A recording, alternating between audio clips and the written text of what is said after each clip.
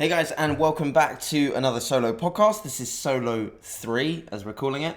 Don't worry, do not fret. I'm going to be joined by the big man himself, George, tomorrow, I believe, if he makes it. So you can look forward to that episode tomorrow.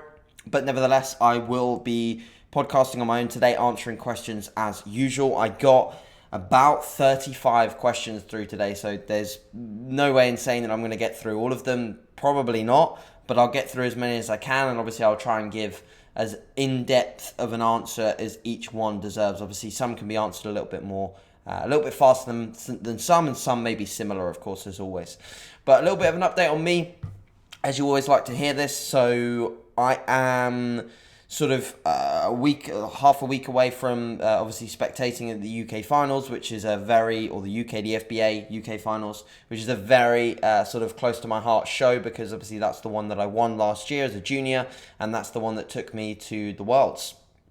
So the very same stage, the very same venue, and I've got two athletes in juniors, Aidan Scanlon and Dan Argent, and I've also got Sasha Francis, who's competing in the UK Up Finals in junior bikini. So if there's anyone at the UK Up Finals, make sure to cheer on Sasha, as she's going to be there on the Saturday. Unfortunately, I can't make that one because I'll be helping set up the UK DFBA Finals for the Sunday. But looking forward to the show itself. It's going to be a really good one. We obviously have the pro class as well, with Damien Lees, Ben Howard competing, and a bunch of other cool people that will be there on the day that I'm going to get to see. Got Valentin coming over from Vienna, got Kevin coming over from Vienna to sort of support their clients, which is just so cool. I'm going to get to see so many of my friends, which I cannot wait for. I'm very excited. My training's going well. All of my movements have been sort of like progressing in a nice, stable manner. A lot of my pressing movements are going really, really well at the moment, with body weight coming up just slightly. Going for a little bit of a slower, if anything, a slower rate of gain, because I'm not really like focusing too much on the rate of gain. I'm also looking at how I'm looking and how I'm feeling and how I'm performing, as opposed to the number on the scale, which I think is really important. But nevertheless, I'm close. I'm like still in the high 160s. I was like 167-ish. 167.5 last week. I was like 168, 169 this week. So I'm not aiming to add very much weight over a monthly basis, because I feel like I'm in a good, stable range. I want to be in a surplus. I want to make progress. I need to see a surplus in order to gain maximal muscle mass, of course. But nevertheless, I'm not looking for anything sort of crazy in terms of the surplus that I'm going to be in. But yeah, outside of that, all things are good. I managed to catch yesterday I felt not so good at all. Danny was ill over the weekend. Obviously, I spend my weekends with Danny, and I think I maybe picked up a little bit of her illness. But of course, like it's I don't care about getting ill if it means that I'm spending time with Danny. Of course, that comes over everything. But the reality is, like, being ill does suck a little bit, and it does interrupt training a little bit. But if it's something like, my general advice is, if it's a head cold, then you can probably just crack on. If it's anything sort of below the neck and you're losing fluid or anything like that, then you probably need to take time off. But yeah, let's get into the questions so we can spend the majority of this podcast answering questions. So I got asked, emotions before your first competition and before your last comp. What was it like when you first, I'm imagining, he ran out of space, but I'm imagining it was like when you first won a show. So like when I first won a show, obviously the emotion there was extremely high, because I'd worked so hard for that moment in time. That was the first show that I actually won, was the BNBF Midlands as a teenager. So my first ever show was the BNBF Midlands as a teenager, and I came third. And then the year after, I did it again as a teenager, and I won it. The euphoria there was incredible, and that was when I sort of, like, in my head, confirmed everything that I was doing, because it made me realize that, okay, yeah, I've made progress in my off season. I've now become a better bodybuilder, and I've now stepped up a level from coming third to winning a show. That was amazing. And then obviously my success as a junior, again, just sort of similar feelings. It's like, you almost feel like, wow, like all the work that I do behind the scenes pays off. And that's the most rewarding thing about bodybuilding, is it does. When you put the work in, you do get rewarded, whether it's, within your genetic capacity, you get a top 3, and that's great for you and your level of genetics or your level of work. Or you win, and sometimes you do win above, you trump everything, and sometimes people with very subpar genetics do win. It's very possible. I don't think I've got subpar genetics. I think I've got decent genetics. I wouldn't say that my genetics are very, very good, but I would say they're okay. And I've obviously got at the moment a decent work ethic to match. And so the feeling of just confirmation is what I get when I win. 3 favourite places you've travelled to and 3 places you're yet to visit. So 3 favourite places was probably Boston, New York, and LA. Unfortunately, they're all in the States. They were probably my favourite places so far. Vienna was up there as well. Vienna was very enjoyable. I didn't see much of Vienna itself, but the gym was incredible. 3 places I'm yet to visit. Australia, anywhere in sort of Asia, I'm yet to visit, and places like Hong Kong, Thailand, etc., Asia way, I'm not yet to visit those areas. So that would be the next place that I'd potentially look to visit in future years. The thing that America lacks is culture. It doesn't have much culture or history, whereas some of those other places obviously do.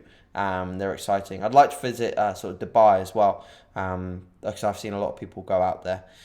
So, will having more water improve performance? So 6 to 8 liters compared to 4.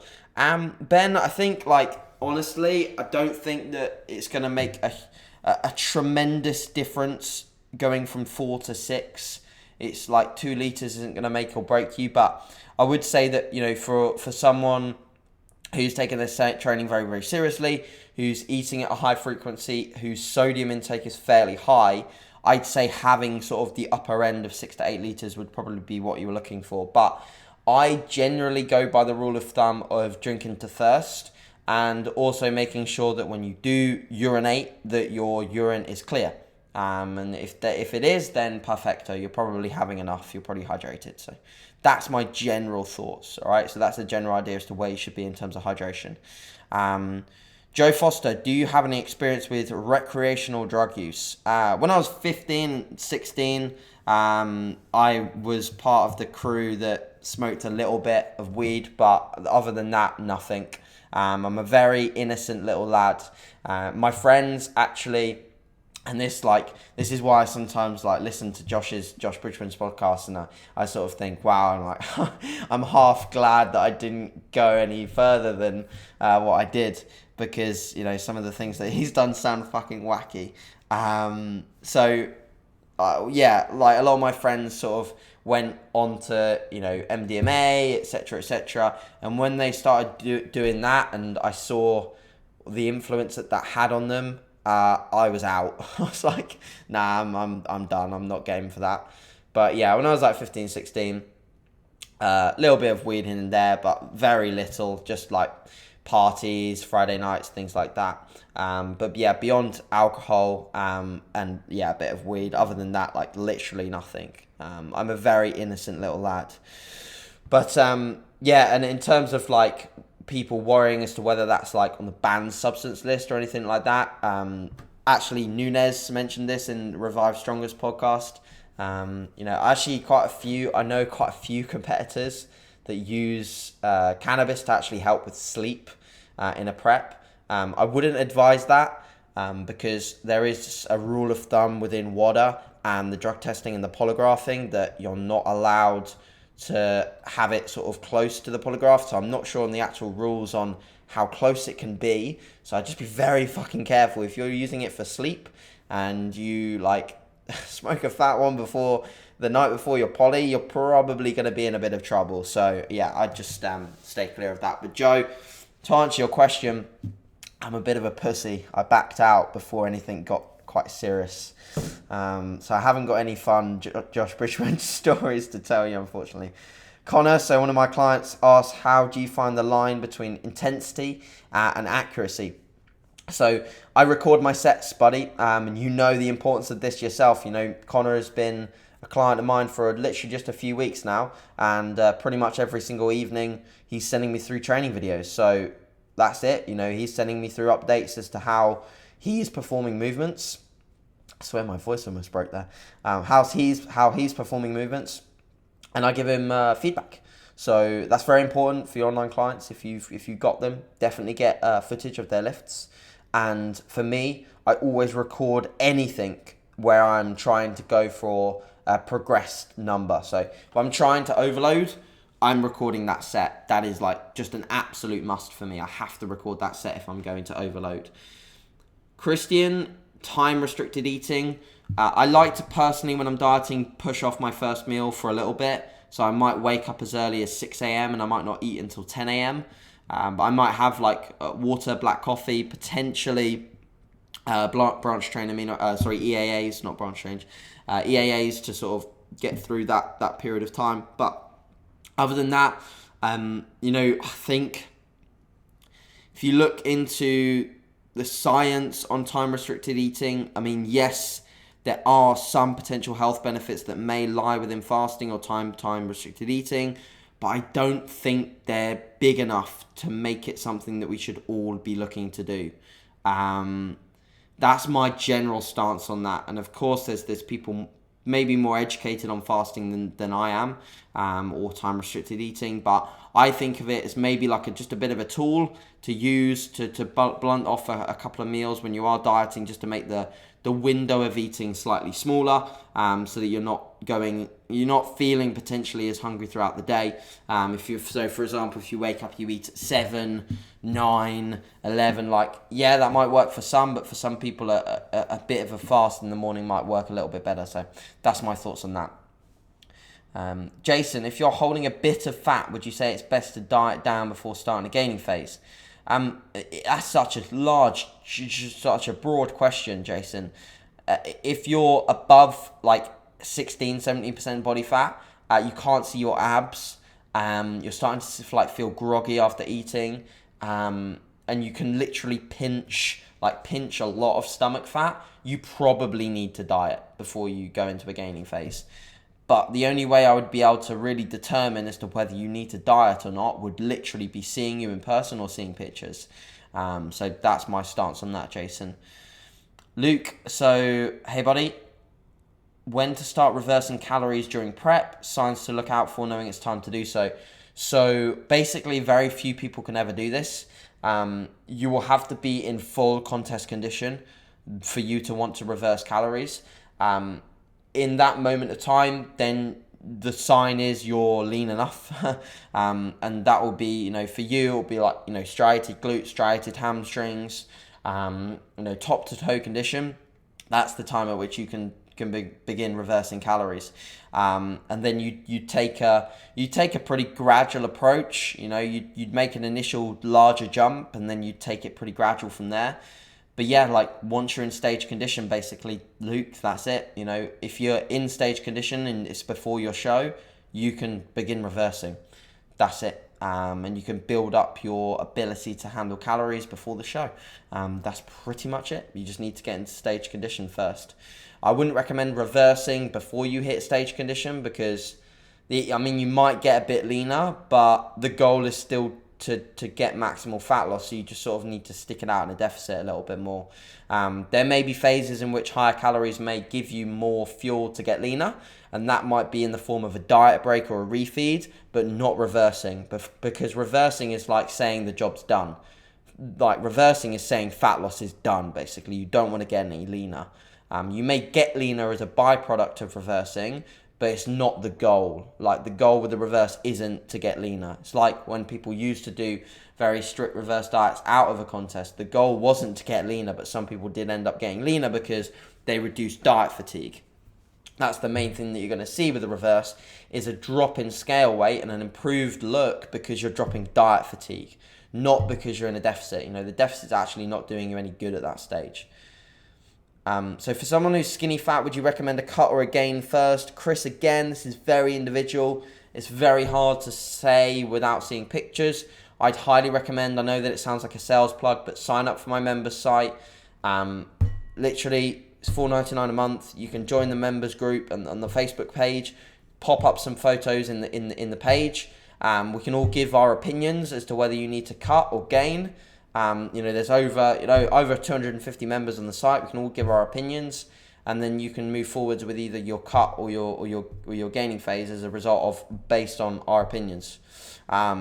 That's the way in which I say to people now, because it's unfair for me to sort of get DMs on Instagram with pictures saying, should I cut or bulk? Like, that's kind of unfair, because that's unfair on my clients, it's unfair on the members of the site who are paying a little bit for both my advice and the knowledge.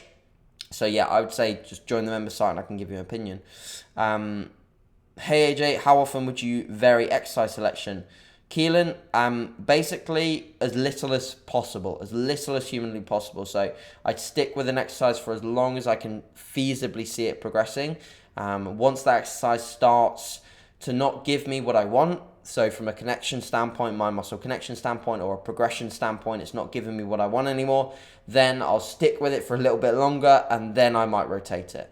But only at that point will I rotate it, when it's just not giving me what I want anymore. But if an exercise continues to give you what you want, why the hell do you want to change it? Keep it the same. How do you approach cardio during a gaining phase? Down. So at the moment, I do 2 sessions a week, both on a rest day. They're anywhere between 20 and 30 minutes long, and they're fairly intense to train fitness as opposed to just tick away burning calories. I want to actually get fitter. So yeah, rest days, that's when I do my cardio. And I do it on the Stairmaster at the moment. SC Fitness NZ's thoughts on a dirty meal the night before comp, e.g. a burger. Unless you've tried this and you know the response that your body's going to have, do not do it. I repeat, do not do it, because it will be a stupid idea. You'll get a really unknown response. And why, after 20 plus weeks of dieting, do you want to get an unknown response from your body on the most important day? Like, that is just ridiculous, in my opinion. Like, for example, let's say your wedding is on Friday, and on every Thursday you go to the same barbers, and you get the same haircut every single time.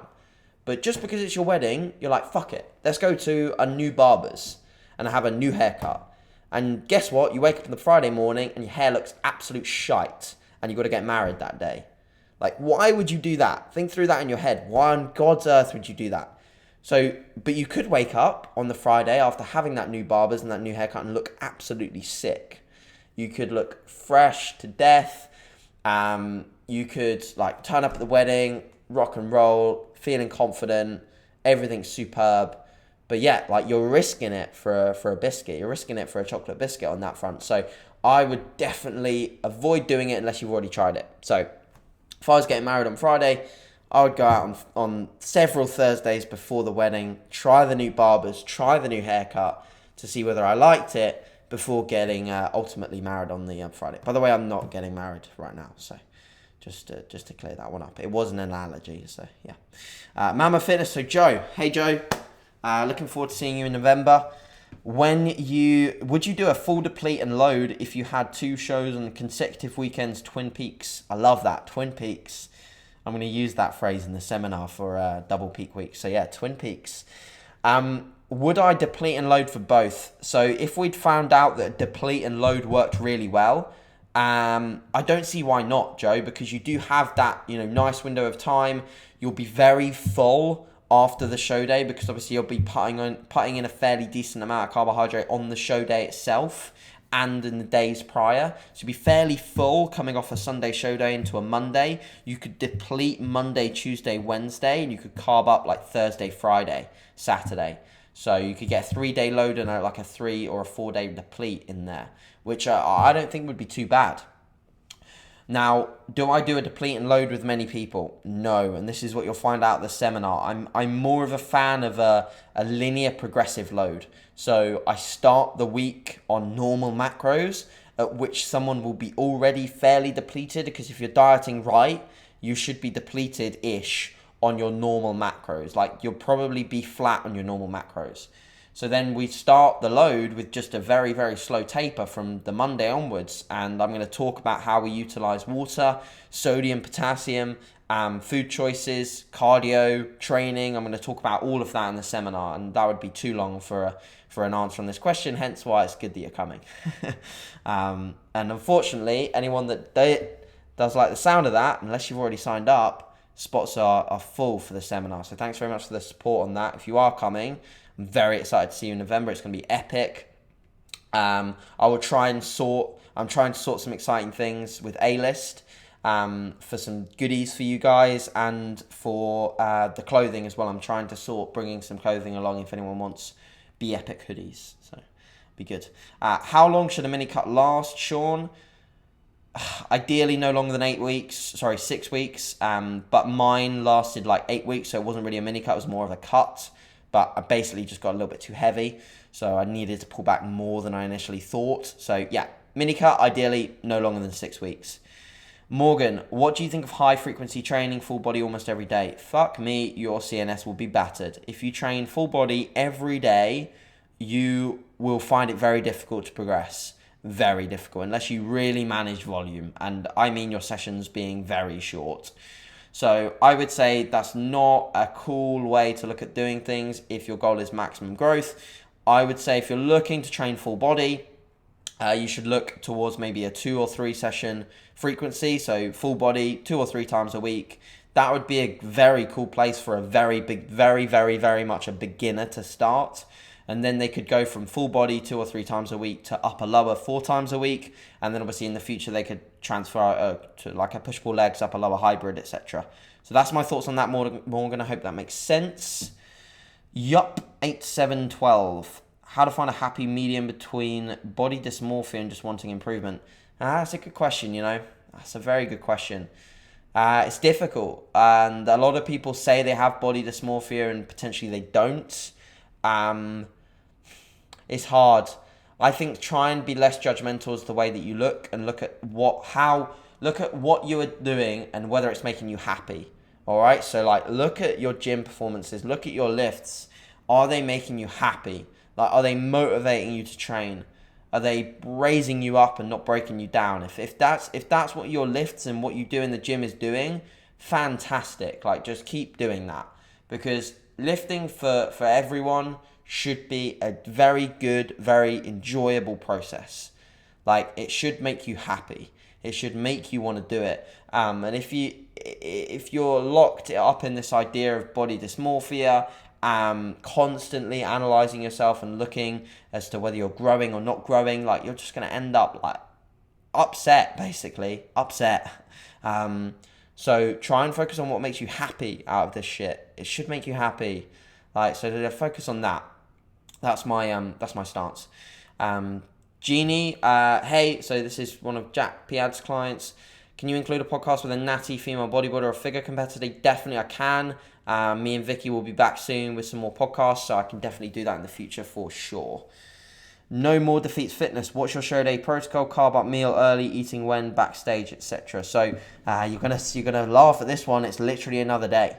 If you followed me throughout 2017, you'll have seen that, like, literally it was the same day. I treated it as another day.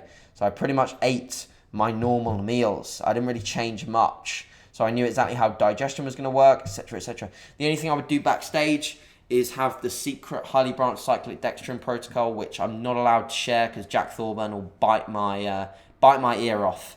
So yeah, the only thing that I did was have a bit of dark chocolate, the highly branched secret protocol, and get a good pump on. You should, if you've peaked right, you should get backstage, hit a few poses, be fairly good to go. The one thing that really opened my eyes at the BNBF British was being backstage with the pros. They literally came back and did pretty minimal pump up. They just posed a little bit and then they were ready to go because they were already full. They had enough stored glycogen just to like pose a little bit and they were popping like mad. So if you're like gasping for air trying to get a pump backstage, you probably not peaked too well. So that's my thoughts there.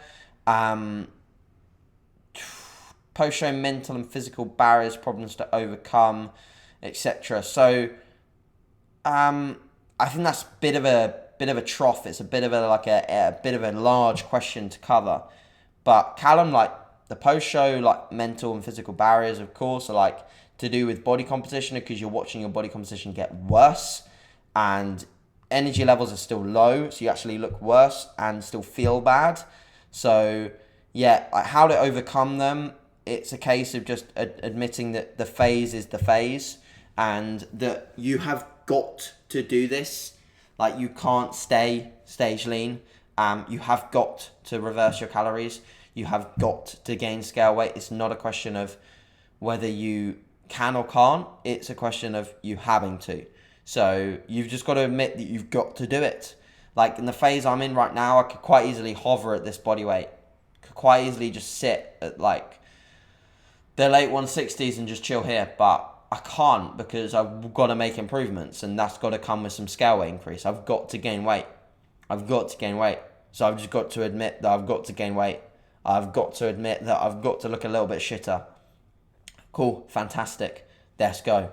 Because I'm a type of person that will just commit to the phase. So I committed to this mini cut. I started the mini cut 184. I finished at 166, 167. I got the weight off. Didn't complain once. I just got it done. So just get the phase done. Get the post-show phase done. Get it in the books. That's my advice there, Callum, mate. Do I get online clients to compete at ParQ? Yes, I get an extensive questionnaire. I don't use Google Drive. I use a very simple notes document initially with notes. So they get that across. So yeah, that's my approach there with online clients. Limited offers as a new coach. I think I've answered this question before. So you only do like one offer, in my opinion. Any more offers than one offer, and you'll just start undervaluing your services, Liam. So hopefully those answered your questions. But think about what you want to gather from your clients when you do a ParQ. That's what you really need to think about. So K Kimmy, with all the heavy lifting and frequency, have I had elbow tendonitis? I've had like forearm, like up into my bicep tendonitis before, but that was from gripping the bar too narrow on a back squat, a low bar back squat. So gripping wider helped me with that. But touch wood, I haven't really had anything else. I have phases where, the compounds are fucking taking their toll, like bench press, OHP, deadlifting, it's taking its toll on my CNS and my joints. But other than that, it's just about like staying hydrated. If you get any niggles, not burying them into the ground and not being silly with niggles. That's my other advice. But yeah, just don't be stupid when it comes to niggles and things like that. Any tips for aiding digestion when calories are high? You could look into basically the trace routes is what you want to look into. So where is the digestion problem coming?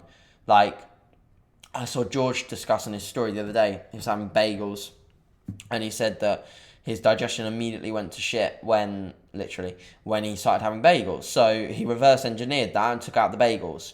So if you make a calorie increase and you introduce a new food and that new food doesn't sit well with you, hey presto, you've got your problem, fix it. But other than that, if the digestion is a constant issue, then maybe look into a good digestive enzyme. Nutri-Advanced and A-List do great ones. Uptake is the one that I use from MTS Nutrition. Tastes fantastic as well. And just making sure that your fiber doesn't get too high. A lot of people make the mistake of having fiber far too high in a gaining phase, and they wonder why they're clogged up. So yeah, just make sure that your fiber isn't creeping above 50 grams a day, because if it starts to creep up into like 60, 70 grams for some people, like fuck me, you're going to be like brimmed up to your neck. That's not going to be fun at all. So I think we'll answer one more because I'm at 28 minutes. So Jamie asked about bioavailable protein and sort of going into depth on that. So I just look to consume 30 grams of highly bioavailable protein per meal. That's about as simple as I get, and I consume 5 meals per day. I don't think there's any need to consume like 6, 7, 8 meals a day. Like if you want to consume 6, like go ahead for it. But for me, 5 works. So every sort of 3 to 4 hours, I'm having 30 grams of highly bioavailable protein. And the way in which I make sure that happens is when I log it into my FitnessPal, I just make sure that the grammage is 30 grams plus from just the protein source. So not the whole meal, just the protein source. And I eat the same foods every day, so I know exactly what it is. For example, like 30 grams of protein from 5% beef is about 150 grams. 30 grams of protein from chicken is about 130 grams, 140 grams raw. Whey, you're looking at about, anywhere between 35 and 40 grams of whey protein. Egg whites, you're looking at 200 to 250 grams. So just know your amounts, and then you can just create meals pretty easily. But yeah, that's going to be it for this week, dudes and dudettes. Dudes and dudettes, wow, that's fucking stupid, isn't it? Jesus Christ. Right, so we'll be back probably tomorrow with Georgie Boy. So you can look forward to that. Tomorrow is a rest day for me. Today I have deadlifts. I'm either going to train at a gym called MSC Performance in Birmingham, which is just a walk down the road, or I'm going to go to Black Country. Depends how I feel. The only issue with Black Country at the moment is it is just a drive away. So if I've got a busy day and I've got more check-ins, etc., it's just a bit difficult to have like a 20-ish, 25-minute drive on top of that. I don't mind it, but it's just having that on top of check-ins, and when I'm already feeling a bit overreached, just like driving on top of that. And the amount of driving I've been doing already to Sheffield and to shows, it's just like sometimes I just want to walk. So I'll see how I feel. But I will be sure to get some content out for you guys in terms of how the deadlifts go. And we will speak soon. Peace out. Cheers for listening, guys. Bye.